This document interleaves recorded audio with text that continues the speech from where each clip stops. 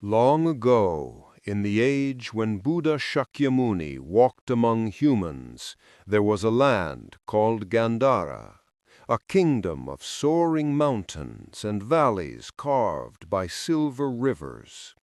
At dawn and dusk, temple bells echoed across the cliffs, carrying prayers through the thin Himalayan air. To travelers, Gandhara looked like a paradise, but its people lived in quiet fear.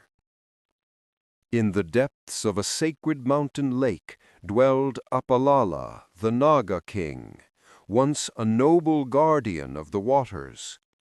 For centuries he brought rain to the fields and prosperity to the villages. But over time, pride crept into his heart. The offerings of the people felt too small, their reverence too casual. And so the protector became a tyrant. Storms began to gather without warning, thick, coal-black clouds rolling over the valleys like an army. Lightning tore through monasteries. Torrents washed away crops, homes, and entire roads between mountain villages. Some elders claimed it was divine punishment. Others whispered that the Naga king had awakened in fury. Monks chanted, shamans prayed, offerings were made. None reached Apalala's hardened heart. At last, the suffering of Gandhara reached the ears of the Buddha. He understood that this was not a battle of strength, but of wisdom, and he sent forth the being who embodies the power of awakened mind. On the darkest morning yet, as another storm churned above the lake, a single thunderclap split the sky. But this was not the roar of Apalala. It was something far greater. From a burst of radiant blue light appeared Vajrapanni, the Buddha of power, his body glowing like deep sapphire, his 3 eyes blazing with fearless compassion. The storm clouds scattered instantly, unable to stand in his presence. The people fell to their knees in awe. Even the wind held its breath. Suspended in the sky, Vajrapanni raised his golden vajra. The lake trembled. The waters parted like curtains of liquid crystal, revealing a staircase spiraling down into the depths, the path to the Naga king's palace. Beneath the waters, Apalala's realm shimmered with impossible beauty.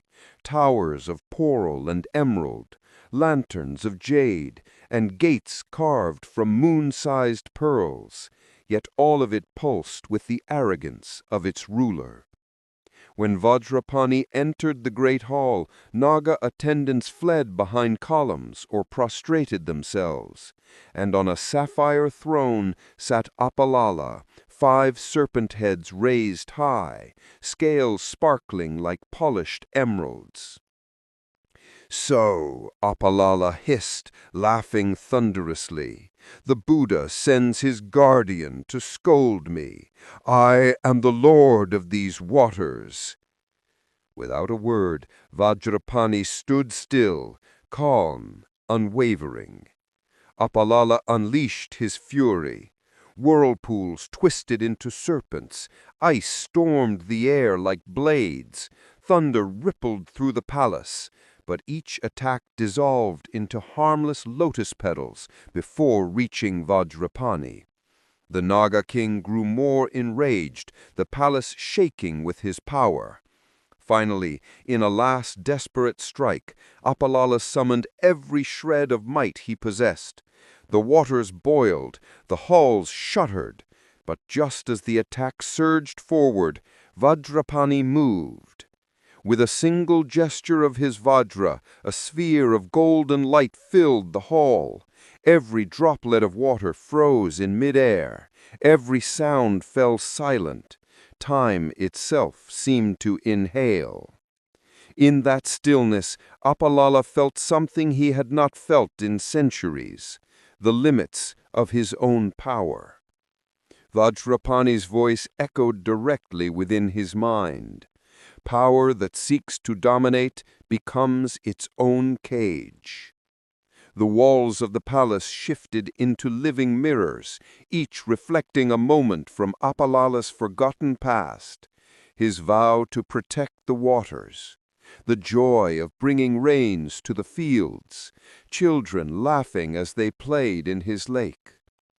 Vajrapanni continued, "You believed respect could be taken through fear, but true respect flows naturally from compassion."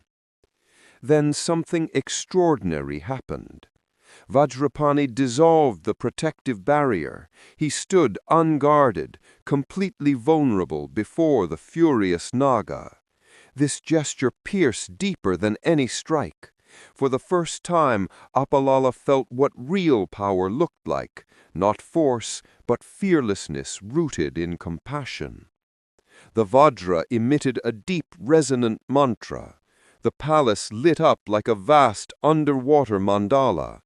Every droplet of water glowed with its own inner light, pulsing to the rhythm of awakening.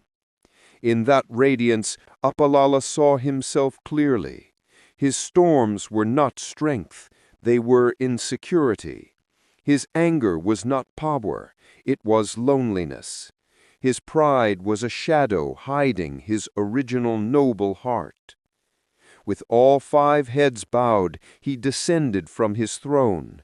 Tears formed, rare for a Naga, and each tear blossomed into a lotus as it touched the floor.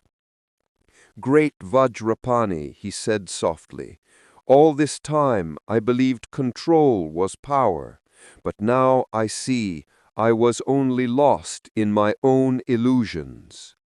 Vajrapanni touched each of his 5 heads with the Vajra, dissolving the last traces of ignorance. And in a final vision, Apalala saw who he truly was, not a tyrant, not a lord demanding reverence, but a being capable of boundless benefit. From that day forward the storms ceased.